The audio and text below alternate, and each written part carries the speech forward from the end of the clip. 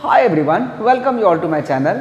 आज बहुत दिनों के बाद ये वीडियो बन रहा है और ऐसे वक्त में बन रहा है जब आपकी साइंस का जो एग्ज़ाम है वो आज कंप्लीट हो चुका है। ये वीडियो मैं शूट कर रहा हूँ 4 मार्च 2023 को और साइंस का एग्ज़ाम आपका ख़त्म हो चुका है। जी हाँ बच्चों, और आने वाली है अब मैथ्स की बारी, जो एग्ज़ाम है 21 मार्च को।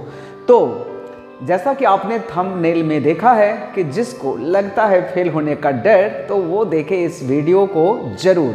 तो आज मैं इस वीडियो में आपको कुछ ऐसे टिप्स बताने वाला हूँ जिससे आप 30 से 40 नंबर तो आराम से रख लोगे। जी हाँ, किंतु ऐसा नहीं है कि मैं फ्री में नंबर बांट रहा हूँ और आप उसको पकड़ करके अपने पास रख लोगे। इसके लिए कुछ काम आपको करना होगा, और क्या काम करना होगा वो आपको मैं बताऊंगा इस वीडियो में। आपको पूरे का पूरा जो सिलेबस है, जो पूरा का पूरा उसका ब्लूप्रिंट है एग्ज़ाम के क्वेश्चन पेपर का, वो मैं आपको दिखाऊंगा। सीबीएसई के वेबसाइट पर ले जाऊंगा, सैम्पल पेपर को डाउनलोड करके दिखाऊंगा और सैम्पल पेपर में क्या क्वेश्चन का फॉर्मेट होने वाला है ये भी आपको बताऊंगा, और कैसे आप 30 से 40 नंबर आराम से ला सकते हो। यदि आपकी तैयारी अच्छी नहीं हुई है तो मैं तो, अगर मेरा सजेशन माने तो आप तो 80 का 80 नंबर ले आओ, इससे बेटर कुछ हो ही नहीं सकता है। किंतु हर बच्चे, सारे बच्चे एक जैसे नहीं होते हैं। बहुत सारे बच्चों को पास होने का बहुत सारा टेंशन लगा हुआ रहता है। तो इस वीडियो को आप फुल वॉच कीजिए, कंप्लीट वॉच कीजिए, जाइएगा नहीं छोड़ करके, स्किप नहीं कीजिएगा।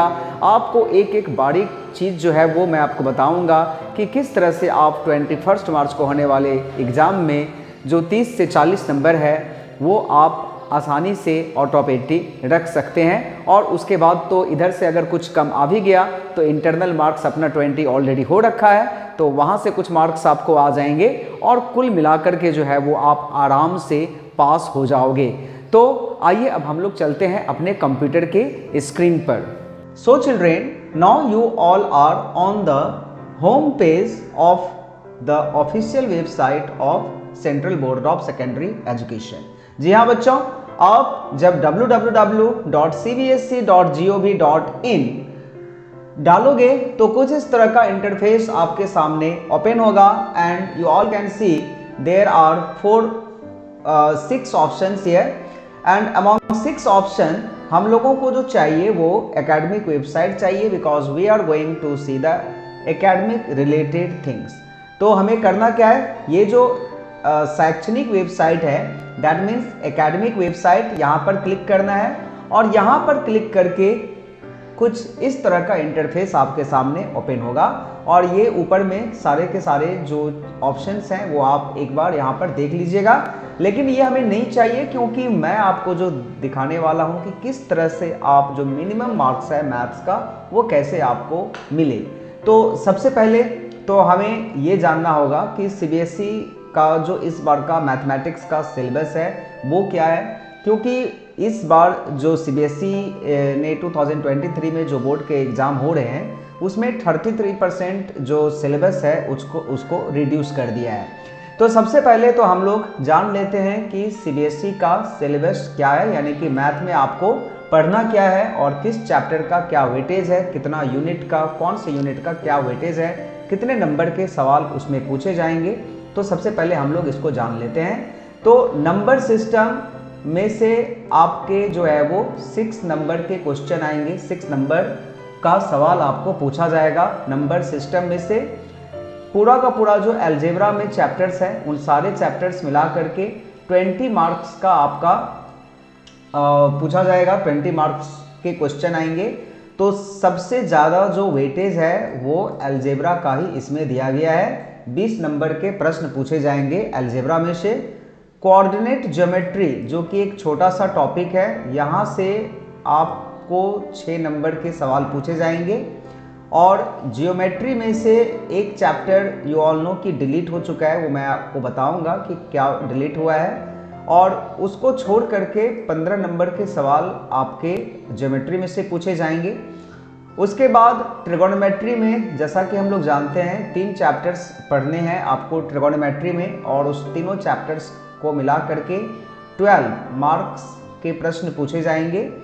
और मेंसुरेशन में से आपको 10 नंबर के सवाल पूछे जाएंगे एंड स्टैटिस्टिक्स एंड प्रोबेबिलिटी में से 11 नंबर के सवाल आपसे पूछे जाएंगे। जी हाँ बच्चों, तो आपको कुछ जो है वो स्ट्रैटेजी आपको बनाना पड़ेगा कि कैसे मैं पढ़ाई करूं, कैसे इस मैथ्स को मैं पढूं कि ताकि जो मिनिमम मार्क्स है और ये वीडियो मैं किस लिए बना रहा हूं, तो जो रीज़न है वो ये है कि काफ़ी सारे बच्चे ने कमेंट में लिखा है कि कैसे मैं पास हो जाऊं एटलीस्ट। तो ये उन बच्चों को काफ़ी हेल्प करेगा जो स्ट्रगल करते हैं पास होने के लिए। वैसे मैं तो कहूँगा कि why will you pass only, आप मैक्सिमम नंबर जितना आप पा सकते हो उतना आप पाने का कोशिश करो, लेकिन सर्कमस्टांस कुछ ऐसे बन जाते हैं कभी कि हम पढ़ाई चाह करके भी नहीं कर पाते हैं और बाद में जब एग्ज़ाम, आप तो एक साल बर्बाद नहीं कर सकते हैं।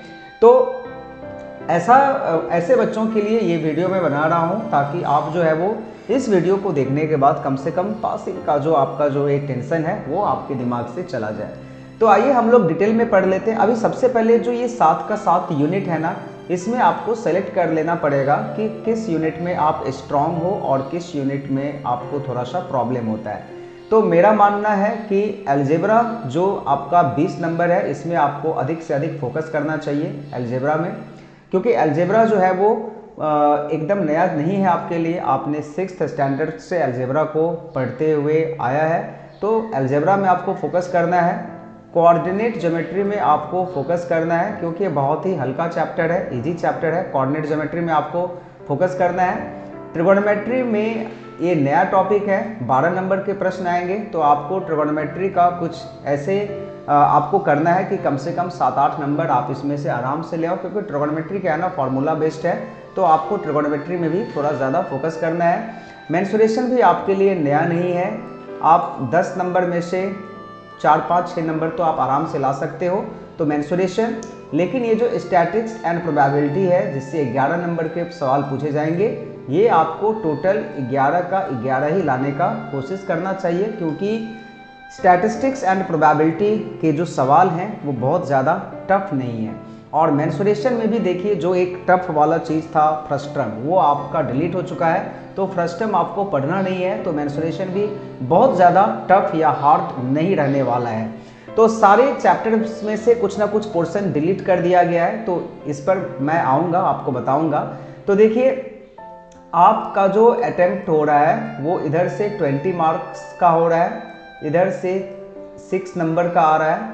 ट्रिगोनोमेट्री में से 12 नंबर ही, एक बार मैं 12 नंबर ही पकड़ करके चलता हूँ, और मेंसुरेशन में से 10 ही पकड़ करके चलता हूँ, और इधर से 11 नंबर को मैं पकड़ करके चलता हूँ, और सबको अगर ऐड करते हैं तो आता है 6, 2, 8, 1, 9, और उसके बाद 2 और 1, 3, 1, 4 और 1, 5, 59 मार्क्स आपके यहाँ पर आ रहे हैं, जिसे आप अटेम्प्ट कर रहे हो, है ना। और इसमें से आप छोड़ के आ रहे हो नंबर सिस्टम को और जियोमेट्री को मैंने यहाँ पर टच नहीं किया है, लेकिन इसका मतलब ये नहीं है कि आप इसमें बिल्कुल ही आप इसमें जीरो हो। नंबर सिस्टम और ज्योमेट्री में से 15, 6, 21 नंबर के सवाल पूछे जाएंगे, तो आपको 21 नंबर नहीं लाना है। आप कोशिश कीजिए 2, 4 या 5 नंबर जितना मैक्सिमम आप इधर शॉर्ट आंसर से करके आप ला पाओ, एकदम बेसिक चीज़ पढ़ करके आप 2, 4, 5 नंबर इधर से भी आप ले आओ।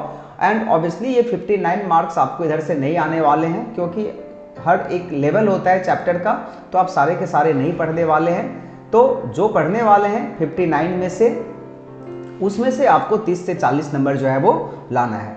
अब आइए देखिए क्या है आपको पढ़ना। तो यहाँ पर नंबर सिस्टम में आपको पढ़ना है fundamental theorem of arithmetic, statement after reviewing work done earlier and after illustrating and motivating through examples, proof of irrationality, √2, √3, √5 वगैरह वगैरह, जो भी है आपका रियल नंबर में चैप्टर है वो आपने पढ़ा होगा एंड यू ऑल नो। तो रियल नंबर है, आप जितना मिनिमम आप कर सके, हम लोग सैम्पल पेपर भी देखेंगे कि कितना आप उसमें से कर सकते हैं। मान लीजिए कोई चैप्टर होता है रियल नंबर, ठीक है, रियल नंबर पूरा डिटेल में आप नहीं अगर पढ़ पा रहे हैं तो उसका जो बेसिक चीज़ है वो आप पढ़ लीजिए, ताकि जो उसका शॉर्ट आंसर है 2-3 नंबर वहाँ से आप अटेम्प्ट कर पाओ। पॉलिनोमियल है, उसके बाद pair of linear equation in 2 variable आपको पढ़ना है। क्या पढ़ना है वो यहाँ पर लिखा हुआ है। जैसे पॉलिनोमियल में आपको जीरो ऑफ अ पॉलिनोमियल पढ़ना है, relationship between zeros and coefficient of quadratic polynomial पढ़ना है। Pair of linear equation in two variable में से आपको क्या पढ़ना है, pair of linear equation in two variable and graphical method of their solution, consistency, inconsistency, ये पढ़ना है। Algebraic condition for number of solution, solution of pair of linear equation in two variable algebraically by substitution, elimination method जो है वो ये आपको यहाँ पर पढ़ना है। पहले तो आप ये जान लीजिए कि आपको क्या पढ़ना है, उसके बाद हम लोग बात करेंगे कि क्या आपको नहीं पढ़ना है। उसके बाद क्वाड्रेटिक इक्वेशन में standard form of quadratic equation आपको पढ़ना है and solution of quadratic equation पढ़ना है जिसका रियल रूट है, बाय फैक्टराइजेशन मेथड आपको पढ़ना है and by using the quadratic formula, जो क्वाड्रेटिक फार्मूला आपने सीखा है minus b plus minus root over b square minus 4ac वाला, वो आपको पढ़ना है। और उसके बाद relationship between the discriminant and nature of the root भी आपको इसमें पढ़ना है। और क्या पढ़ना है, situation problem based on quadratic equation related to day activities, ये भी आपको यहाँ पर पढ़ना है, राइट। तो आइए अभी अर्थमेटिक प्रोग्रेशन में आपको क्या पढ़ना है, motivating for students arithmetic studying arithmetic progression, derivation of the nth term and sum of the first n terms of AP and their application in solving daily life problem, ये आपको arithmetic progression में से पढ़ना है। और ये सारे की सारी चीज़ अलजेब्रा में आते हैं। तो अलजेब्रा अपना कितना नंबर का था, अलजेब्रा था यहाँ पर 20 नंबर का, है ना, सबसे ज़्यादा अलजेब्रा में से ही आ रहा है। तो अलजेब्रा में इतने सारे चैप्टर्स हैं, तो 20 नंबर में से आप 50% भी अगर रखते हो तो अलजेब्रा से 10 नंबर आप जो है वो श्योर यहाँ पर समझो कि अलजेब्रा से आपको कितने आ गए हैं, 10 नंबर आ गए हैं। यानी कि अलजेब्रा से आपको आ रहे हैं 10 नंबर, ठीक है ना। अलजेब्रा से आप टारगेट कीजिए कि मैं 10 नंबर का जो बेसिक चीज़ है उसको पढ़ करके मैं ले आऊँगा, ठीक है। और जो उधर नंबर सिस्टम ऊपर में था, नंबर सिस्टम से टोटल जो है वो पूछे जाएंगे आपके कितने, तो नंबर सिस्टम से आपके सवाल आ रहे हैं 6 नंबर का। तो 6 नंबर चलिए आप नहीं ला पाते हो, तो नंबर सिस्टम से आप जो उसका जो आपका बेसिक चीज़ है उसको करके अगर आप इधर से 2 नंबर भी अगर ले आते हो, जो कि आपको ऑटोमेटिक आ जाएगा, है ना। ऐसा नहीं है कि आपने नंबर सिस्टम एकदम टच नहीं किया है, कुछ भी नहीं पढ़ा है, you are zero, you know nothing, कुछ भी ऐसा। तो MCQs वगैरह भी आ सकते हैं यहाँ से, तो आपको 2 नंबर वहाँ से टारगेट करना है कि मुझे 2 नंबर यहाँ से लाना है। अलजेब्रा में से 10 नंबर आपको टारगेट लेकर के चलना है, टोटल 20 नंबर है। देखिए 50% आपको टारगेट लेकर के चलना है। जो बेसिक चीज़ है, जहाँ पर आप स्ट्रांग हो उसको ज़्यादा फोकस करना है, जहाँ पर आप वीक हो उसको आपको छोड़ करके चलना है। देखिए छोड़ करके चलना है, सब कुछ पाने के चक्कर में आप कुछ नहीं पाओगे, इसीलिए अब वो समय आ गया है जब आपको छोड़ना पड़ेगा। और ये क्या छोड़ना है क्या नहीं छोड़ना है ये आप खुद ही डिसाइड करोगे, है ना। कोऑर्डिनेट ज्योमेट्री में से जो है ना वो आपको टोटली पकड़ना पड़ेगा, क्योंकि कोऑर्डिनेट ज्योमेट्री मैंने देखा है इसमें आप को बहुत कुछ ज़्यादा नहीं चाहिए। यानी कि कोऑर्डिनेट ज्योमेट्री का आपको फुल फोकस करना है, छोटा चैप्टर है, आपको पूरा का पूरा इसमें चैप्टर और एक्सरसाइज जो भी NCERT में है और सैम्पल पेपर है और जो भी आप जहाँ से भी जिस सोर्स से भी कर पाओ, कोऑर्डिनेट ज्योमेट्री आपको पूरा का पूरा कंप्लीट करना है, ठीक है। और 1 मिनट के लिए ज्योमेट्री को मैं नहीं लेकर के चल रहा हूँ, ज्योमेट्री मैं यहाँ पर छोड़ करके चल रहा हूँ, ठीक है ना। क्योंकि बहुत सारे बच्चे जो पास होने के लिए स्ट्रगल करते हैं उसमें मोस्ट ऑफ द जो केसेस होता है उनका ज्योमेट्री पोर्शन काफ़ी वीक होता है। तो ज्योमेट्री पोर्शन आप 1 मिनट के लिए छोड़ करके चलिए। इसमें से मैं 1 नंबर भी नहीं पकड़ रहा हूँ, चलिए ज्योमेट्री में से आप 1 नंबर भी, लेकिन ऐसा है नहीं कि आप 1 नंबर भी नहीं ला पाओ। तो जो बेसिक चीज़ है, अगर आप थ्योरम वगैरह कुछ पढ़ करके जाओगे, जो कि ट्रायंगल्स में यहाँ पर लिखा हुआ है और सर्कल में इतने सारे चीज़ पूछे जा रहे हैं, तो अगर आप कुछ बेसिक चीज़ भी पढ़ोगे तो you will get definitely 1-2 number तो आपको यहाँ से मिल ही सकते हैं, है ना। लेकिन चलिए फिर भी मैं इसको नहीं पकड़ रहा हूँ, आपको मान करके चलिए कि ज्योमेट्री में आपको कुछ नहीं आता है। ट्रिगोनोमेट्री आपके लिए नया था और आपने जब पढ़ा होगा, पूरा 1 साल बीत चुका है, तो ट्रिगोनोमेट्री में कुछ इंटरेस्ट आपको आया होगा और उसका जो सवाल है तो उसमें 3 चैप्टर्स हैं। एक तो है सिंपल इंट्रोडक्शन ट्रिगोनोमेट्री का, जिसमें आपको साइन कॉस टैन थीटा से आपको इंट्रोड्यूस करवाया गया है, और ट्रिगोनोमेट्रिक आइडेंटिटीज है जिसमें हमने कुछ फार्मूला वगैरह पढ़ा है। और यहाँ पर है proof and application of the identity sine square a plus cos square equal to 1 और only simple identities to be given. Simple identities आपसे पूछा जाएगा, यानी कि यहाँ से आपका जो टफ लेवल है वो बहुत ही मतलब कम कर दिया जाएगा, काफ़ी टफ सवाल आपसे नहीं पूछा जाएगा इसमें। और हाइट एंड डिस्टेंस में 2 होते हैं, angle of elevation and angle of depression, तो ये आपको करना है और इसके लिए आपको पूरा का पूरा टेबल जो है वो लर्न करना पड़ेगा। इसका एक शॉर्टकट ट्रिक है, मेरे चैनल पर आप विजिट करिएगा, आपको मिल जाएगा, देख लीजिएगा, आपको याद नहीं करना पड़ेगा, वहाँ से आप आराम से इसको कर सकते हैं, ठीक है ना।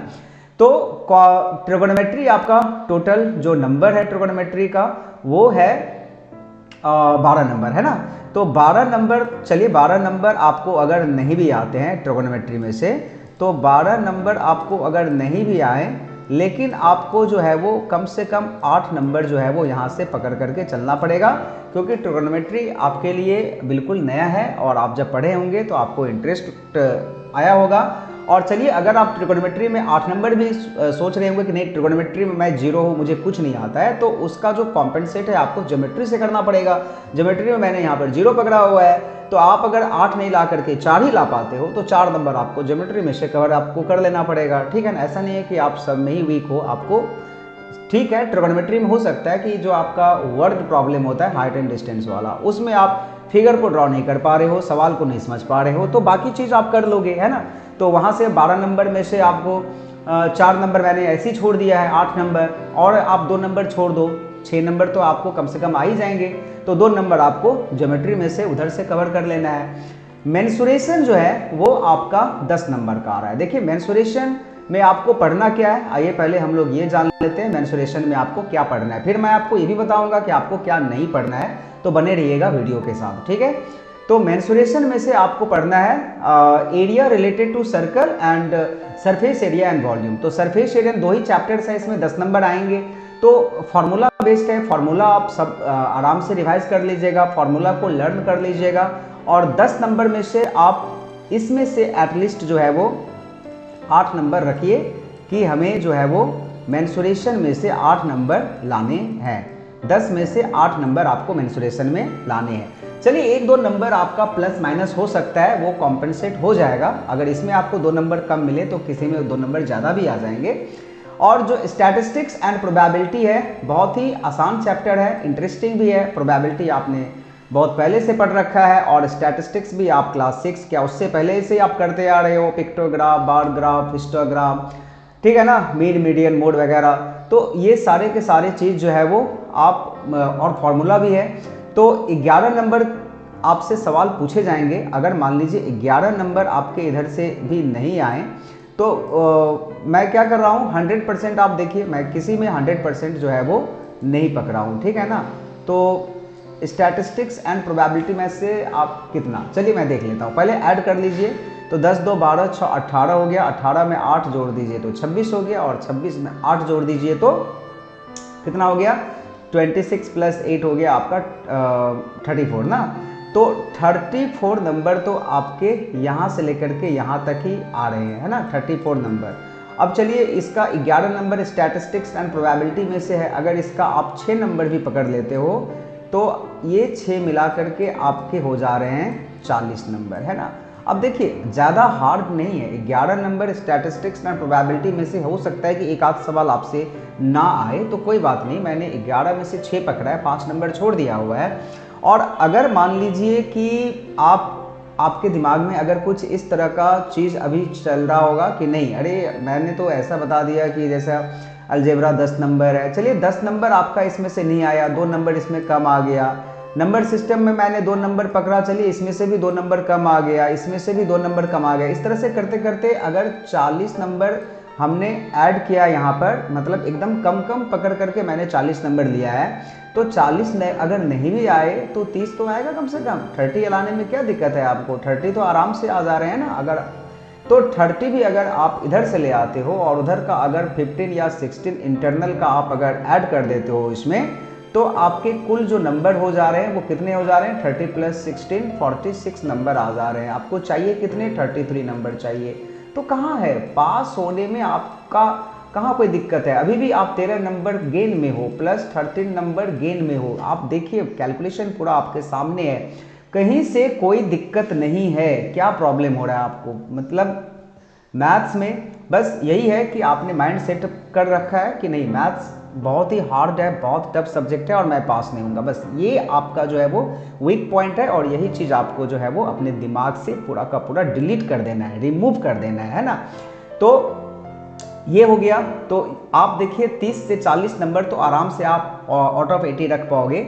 और उधर इंटरनल असेसमेंट अपना पड़ा हुआ है, इंटरनल असेसमेंट के 15, 16, 17, 18 नंबर आपके ऐसे ही जुड़ जाएंगे। तो उसके बाद आपका नंबर कहाँ चला जाएगा? और चाहिए कितना? 33 नंबर चाहिए। तो पास होना तो नथिंग है ना। आप कोशिश पहले तो अपना बेस्ट देने का कोशिश कीजिए और उसके बाद अगर आप कुछ प्रॉब्लम हो जा रहा है तो फिर भी पास तो आपको होना ही है, कोई आपको रोक नहीं सकता है पास होने से, है ना। अब चलिए हम लोग देख लेते हैं कि आपको क्या नहीं पढ़ना है, ये भी तो जानना जरूरी है ना। क्या डिलीटेड पोर्शन है? तो इसके लिए देखिए क्या डिलीट कर दिया गया है सीबीएसई इस बार के एग्जाम में मैथ्स में। तो class 10 maths deleted syllabus for the session 2022 and 23 is given below. Real number जो अपना पहला चैप्टर पहला टॉपिक था ना, नंबर सिस्टम, जिसे हमने छोड़ करके रखा हुआ था, तो वहाँ से आपका रियल नंबर में जो यूक्लिड डिवीजन लेमा है, decimal representation of rational number in terms of terminating and non terminating recurring decimal है, ये पोर्शन सीबीएसई ने डिलीट कर दिया है। तो ये आपको नहीं पढ़ना है। पॉलिनोमियल जो अलजेब्रा में आता है 20 नंबर का था, तो हमने उसका 50% पकड़ा हुआ था, 10 नंबर आएगा। लेकिन इसमें से भी जो देखिए statement and simple problem on division algorithm है ना for the polynomial with real coefficient, इसे सीबीएसई ने डिलीट कर दिया है। तो ऑलरेडी सीबीएसई ने आपके लिए इतना सारा काम कर दिया है, आपको चैप्टर हार्ड लग रहा है और जो टफ लेवल है उसका कम कर दिया है चैप्टर का, तो कहाँ दिक्कत है? Pair of linear equation in two variable में से simple problem on equation reducible to linear equation को डिलीट कर दिया है सीबीएसई ने। तो यहां से डिलीट हो गया आपका 3। अब चलिए हम लोग यहाँ पर कुछ ऐसे चैप्टर भी हैं जहां से कोई पोर्शन डिलीट नहीं हुआ है, जिसमें आता है आपका क्वाड्रेटिक इक्वेशन। यहाँ से कोई डिलीट, कुछ भी डिलीट नहीं है, क्वाड्रेटिक इक्वेशन आपको फुल पढ़ना होगा। अर्थमेटिक प्रोग्रेशन में से कुछ भी डिलीट नहीं हुआ है, यहाँ आपको फुल पढ़ना होगा। और कोऑर्डिनेट ज्योमेट्रीज में से जो है एरिया ऑफ ट्रायंगल को सीबीएसई ने डिलीट कर दिया है, तो ये आपको पढ़ना ही नहीं है। तो यहाँ से हमने आपको कहा था फुल नंबर आप उठाइए। तो अब देखिए अब तो आपको फुल नंबर लाने में यहाँ से कोई दिक्कत नहीं होगा, है ना। अब आइए नीचे हम लोग चलते हैं और ट्रायंगल में से इतने सारे चीज को सीबीएसई ने डिलीट कर दिया है। ज्योमेट्री तो हम लोगों ने पकड़ा ही हुआ नहीं है, ज्योमेट्री में तो 0 हम लोग मान करके चले हैं। लेकिन फिर भी चलिए आप पढ़ लीजिएगा क्या क्या पोर्शन ट्रायंगल से डिलीट हो गया है। जो अच्छे बच्चे हैं और अच्छा स्कोर करना चाहते हैं वो पढ़ेंगे, बाकी 30-40 वाले को ये पढ़ने की जरूरत ही नहीं है, क्योंकि आप ये चैप्टर छू ही नहीं रहे हो, है ना। जो बेसिक चीज़ है वो पढ़ करके जाओ, 1-2 नंबर जो भी आपका आ जाए वो आपका प्लस में है, गेन में आप रहोगे। सर्कल से कोई डिलीट नहीं हुआ है। कंस्ट्रक्शन देखिए सबसे इंपॉर्टेंट, कंस्ट्रक्शन यहाँ पर फुल चैप्टर ही डिलीट कर दिया गया है। कंस्ट्रक्शन में से कुछ भी इस बार नहीं आ रहा है। कितना सीबीएसई ने वर्क को इजियर बना दिया है ना। कंस्ट्रक्शन आपको पढ़ना ही नहीं है। इंट्रोडक्शन टू ट्रिगोनोमेट्री, जो ट्रिगोनोमेट्री का 3 चैप्टर था उसमें जो फर्स्ट चैप्टर है उससे कुछ भी डिलीट नहीं हुआ है, नो डिलीटेशन, इसमें से कुछ भी डिलीट नहीं हुआ है ना। और जो ट्रिगोनोमेट्रिक आइडेंटिटीज है इसका सेकंड चैप्टर, इसमें से trigonometric ratio of complementary angle जो है वो पोर्शन डिलीट कर दिया गया है। और जो फिर इसका थर्ड चैप्टर था हाइट्स एंड डिस्टेंस वाला, इससे कुछ भी डिलीट नहीं हुआ है, क्योंकि डिलीट का कोई वहाँ पर ऑप्शन भी नहीं था एक, है ना। तो इसमें ज़्यादा कुछ है भी नहीं। तो ये हो गया आपका ट्रिगोनोमेट्री खत्म हो गया। और अब आइए यहाँ पर एरिया रिलेटेड टू सर्कल, जो अपना मेंसुरेशन वाला पार्ट है वो आ गया। इसमें से भी कुछ भी डिलीट नहीं है। एरिया रिलेटेड टू सर्कल में से कुछ भी डिलीट नहीं है। लेकिन सरफेस एरिया एंड वॉल्यूम में से देखिए फ्रस्टम ऑफ कोन, और इसी का फॉर्मूला काफी लंबा चौड़ा था, बड़ा बड़ा। तो ये फ्रस्टम ऑफ कोन जो है वो आपको नहीं पढ़ना है। Frustum of a cone and problem involving converting one type of metallic solid into another and other mixed problem जो था, यानी कि problems with combination of not more then 2 different solids be taken. तो ये चीज जो है वो यहाँ पर बोल दिया है सीबीएसई ने कि problems with combination of not more than two different solids be taken. तो ये है, तो problems involving converting one type of metallic solid into another and other mix problem जो है वो ये भी यहाँ पर रिलेटेड पोर्शन में रखा गया है। स्टैटिस्टिक्स में से आपका step deviation method for finding the mean, ये सीबीएसई ने डिलीट कर दिया है और क्यूमुलेटिव फ्रीक्वेंसी ग्राफ जो है इसको भी सीबीएसई ने डिलीट कर दिया है, जबकि प्रोबेबिलिटी में से कुछ भी डिलीट नहीं किया है और यहाँ पर डिलीट का ऑप्शन भी नहीं था। तो आई होप ये सारे के सारे जो इन्फॉर्मेशन है वो आपको जरूर काम आएंगे। और अब आप आइए कोई एक बेसिक जो सैंपल पेपर है उसे हम लोग थोड़ा सा यहाँ पर वो मैं आपको बता दे रहा हूँ कि कितने सेक्शन होंगे, कौन सा सेक्शन में कितने नंबर के प्रश्न आएंगे, क्या क्या रहेंगे। तो इसका फॉर्मेट आप लोगों ने ऑलरेडी देखा होगा, लेकिन फिर भी एक बार आप देख लीजिए, है ना। तो देखिए सबसे पहले इसमें 5 सेक्शन होने वाले हैं, A B C D and E, ये आपके होने वाले हैं। सेक्शन ए में 20 मल्टीपल चॉइस क्वेश्चन यानी कि एमसीक्यू होंगे जो 1 नंबर कैरी करेंगे, यानी कि 20 नंबर के आपको एमसीक्यू दिए जाएंगे। तो एमसीक्यू हो गए सेक्शन ए में जो कि आएंगे 20 मार्क्स के, और यही आपको स्कोर, अगर आपने 20 एमसीक्यू कर लिया तो आप पास हो जाएंगे। आप छोड़िए बाकी चीज, आप अगर नहीं, मैं आपको क्या बता रहा हूं, पास होना कितना इजी है। 20 एमसीक्यू करो और पास हो जाओ, क्योंकि आपके इंटरनल के 20 मार्क्स तो लगने ही है, 33 चाहिए टोटल, तो कहाँ है टफ, तो टेंशन लेने की जरूरत नहीं है ना। सेक्शन बी में 5 शॉर्ट आंसर है और जो कि 2 नंबर के होंगे, तो 10 नंबर यहाँ से आपको दिए जाएंगे। सेक्शन सी में शॉर्ट आंसर टाइप 2 होगा, टाइप क्वेश्चन होगा जो कि 3 मार्क्स का होगा, ये इससे थोड़ा सा लेवल इसका हाई होगा। और 4 सेक्शन डी में 4 होंगे और 5 मार्क्स के रहेंगे एक एक क्वेश्चन, यानी कि 20 मार्क्स हो गया। और सेक्शन ई में जो है वो case based integrated assessment type question रहेगा, 4 मार्क्स इच, तो ये आपका हो जाएगा 4 × 3 12 मार्क्स, है ना। लेकिन जो सेक्शन डी था वो 4 लॉन्ग आंसर टाइप होगा, लेकिन 5 मार्क्स इच है, तो 5 4 जा 20 मार्क्स आपके यहाँ पर आ गए। तो सेक्शन ए में से आपके 20 मार्क्स आ रहे हैं। सेक्शन बी में आपका 2 मार्क्स का क्वेश्चन 5 तो रहेगा, तो आपका 10 मार्क्स यहाँ से आ गया। सेक्शन सी में 6 क्वेश्चंस रहेंगे और सभी का मार्क्स 3 करके रहेगा, तो क्षेत्र के 18 नंबर आपको सेक्शन सी से आने वाले हैं। सेक्शन डी में आपसे पूछे जाएंगे 4 लॉन्ग आंसर टाइप क्वेश्चन जो कि 5 नंबर के होंगे और 5 4 जा 20 मार्क्स सेक्शन डी के आएंगे। और जो सेक्शन ई है वो केस बेस्ड सम्स रहेंगे 4 मार्क्स इच, और यहाँ से आपके आ जाएंगे 4 3 जा 12, और यहाँ आप सबको ऐड कर दीजिए 8 + 2 10 और 1 2 1 3 1 4 1 5 2 7 एंड 1 8। तो ये हो गए आपके 80 नंबर के क्वेश्चन पेपर रेडी। पाई का वैल्यू आपको 22/7 ही लेना है, जब तक आपसे ये ना कहा जाए कि इसका वैल्यू 3.14 लीजिए, तब तक आपको 22/7 ही लेना है। तो ये हो गया, all questions are compulsory, however an internal choice in 2 question of marks 2 questions of marks 3 वगैरह वगैरह, ये इंस्ट्रक्शन है, आप पढ़ लीजिएगा। कुछ में इंटरनल चॉइस दिया गया है, लेकिन सारे के सारे क्वेश्चन जो है वो कंपलसरी है। हाँ, जिसमें इंटरनल चॉइस है उसमें और का ऑप्शन दिया हुआ है, तो वो आप पढ़ करके समझ जाओगे किसको करना है किसको नहीं करना है। ये आपका सैम्पल पेपर है, इस तरह का क्वेश्चन, ये जो पैटर्न है ये आपका आने वाले हैं। और ये देखिए उतना ज़्यादा टफ नहीं है, 20 एमसीक्यू करना आराम से आप कर पाओगे।